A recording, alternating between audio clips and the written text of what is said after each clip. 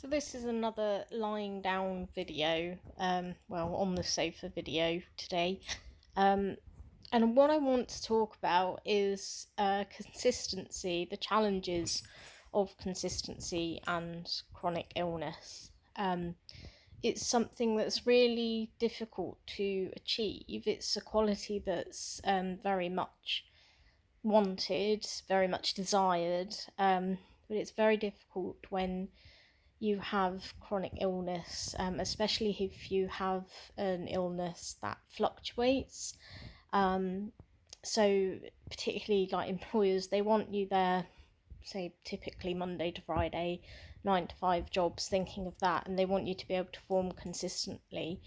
And this is very challenging, and for myself, it's just something that I have not found is attainable for me. This is in addition to the fact that a lot of people with chronic illness, with disability, find that they're not able to manage what is normally expected of a full-time job. So I like to call this functional hours. How many functional hours do you have in a day? If you're an average person, you might have say 16 waking hours roughly. So if you're doing what's recommended, about 8 hours of sleep. So you're 8 hours sleeping, you're not doing work, you're not being functional. The rest of the time you might have 8 hours at work where you are functional, between 1 and 2 hours commuting. You might need to take 1 to 2 hours to prepare and eat food. You might need to take about an hour to work out, and soon the hours that you're spending and allocating every day to doing things are adding up. If you're somebody with chronic illness, for example, and you've only got 6 functional hours a day, if you've got an illness that's quite consistent, so it doesn't fluctuate very much, you're already, going to find life very challenging. For me, for example, I find that my functionality does fluctuate. The best pattern that I can relate it to is the menstrual cycle. So the first 2 weeks of my cycle, I'll have more functional hours. The second 2 weeks of my cycle, it's less functional. And I also have to factor in that I will have non-functional days, and many people who have chronic illness, who have disability, will find this. There will be non-functional days. Some people may be in the unfortunate position where they have more non-functional days than functional days. So it's very, very challenging to be consistent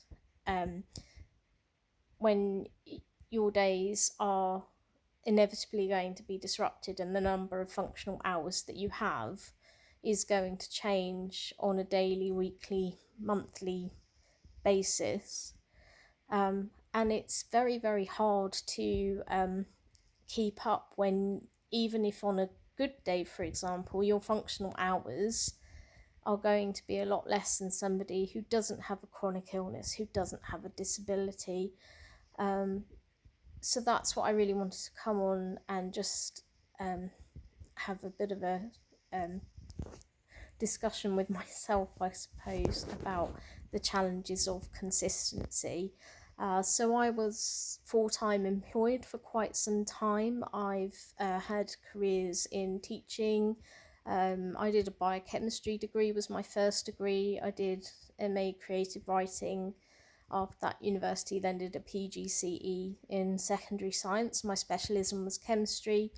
I've worked as a researcher in education at a university. I've worked in an admin role, in actually several admin roles in universities.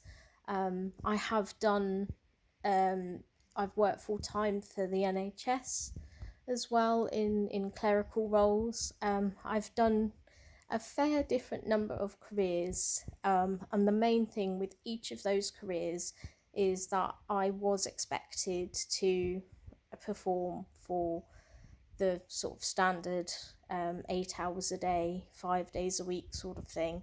I've also worked in call centres. I've got a lot of experience in customer services over the years, which I really didn't enjoy, I have to admit. I like helping people, but customer services I did find sometimes had a bit of a hidden agenda, and it was not my thing. The point is, with all of this, is all of those roles, they were all very varied roles. They all required consistency, which, as somebody with chronic illness that fluctuates, where I can't predict what is going to happen, I can to a degree think, well, I do have this monthly pattern, so I'm more likely to get more migraines around the time of my period.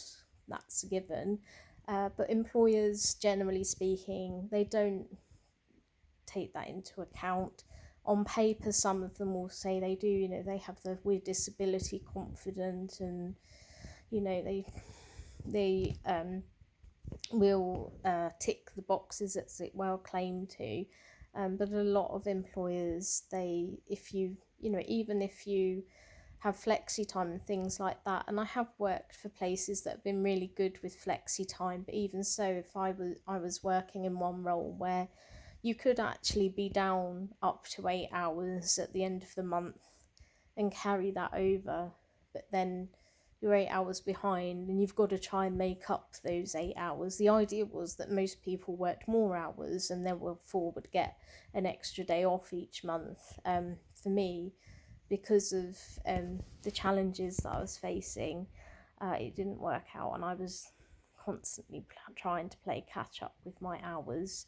I was picked up by HR in more than one role for sick days, and it's this whole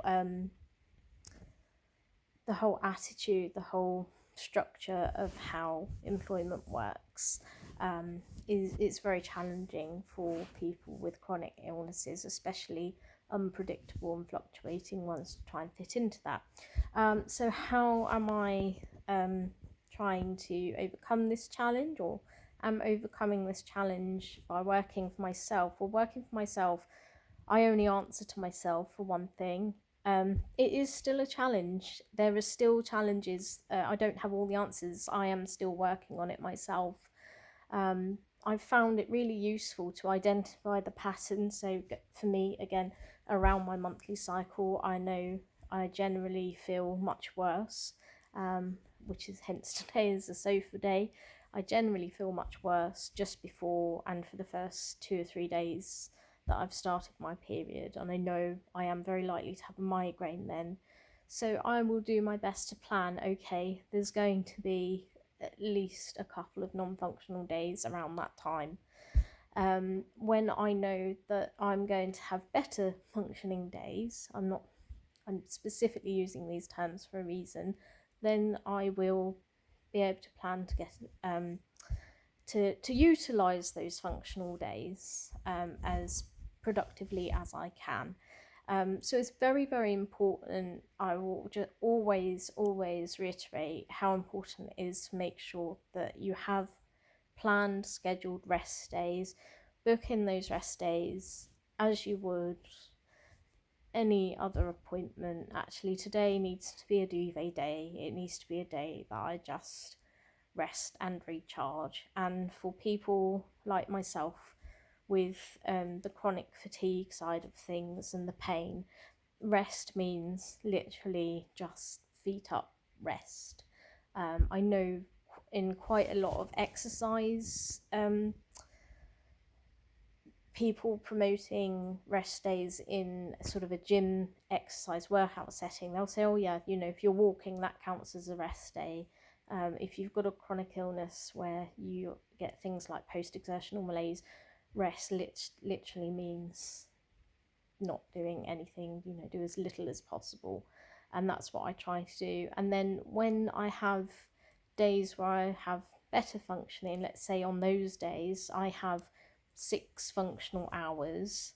If I have a day where I have 6 functional hours, then I can really make the most of that. For me, working with dogs, it may mean that actually we go a little bit more outside of the typical routes that we do. We might do a bit more exploring and things like that with the dogs. So because I've got a bit more cognitive capacity to be able to explore new routes and things like that, I might actually do a little bit more admin. I might feel I'm feeling a bit more up to looking at the screen, looking at the computer screen. I might catch up on the inevitable admin things that you get behind on and that sort of thing. Also planning for my new business venture that I'm planning on launching next year. At the moment, that will be taking up functional hours, but I do always keep in mind that it is unpredictable. It's also really important to make sure that you do ask for help. Some people that I know with chronic illnesses, that's one of their biggest tips, is don't be afraid to ask for help. I know there is, especially in employment, people will play lip service, shall we say, to, oh, don't be afraid to ask questions, don't be afraid to ask help, we're always here. And then when you say, actually, I do need a bit of help, I do need a bit of assistance with this, or I'm finding this quite challenging at the moment, you then get repercussions that, things like you're not pulling your weight, you're not doing as much as everybody else. You should know that. You shouldn't need to ask those questions. You're wasting people's times. These are all things that I've heard myself and know that other people I've spoken to have heard them as well. But don't be afraid to ask. I know that is something that I myself still it's a case of do as I say, not as I do sometimes. But it's something I am working on. There are people out there who will be willing to help, and I do understand, myself included, for people with chronic illnesses, finances often become quite a place of anxiety to think about, because we are so impacted by the effects of the chronic illnesses.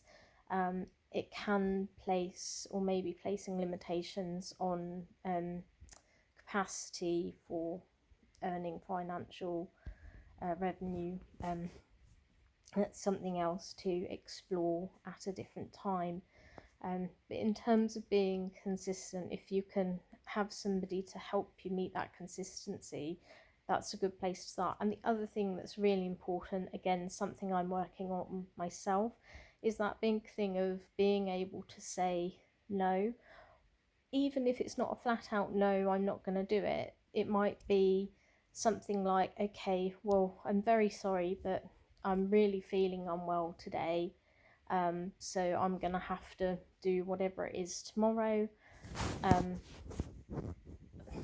Things like, it's very easy to say, just prioritize, everything's a priority, but looking at, what can wait?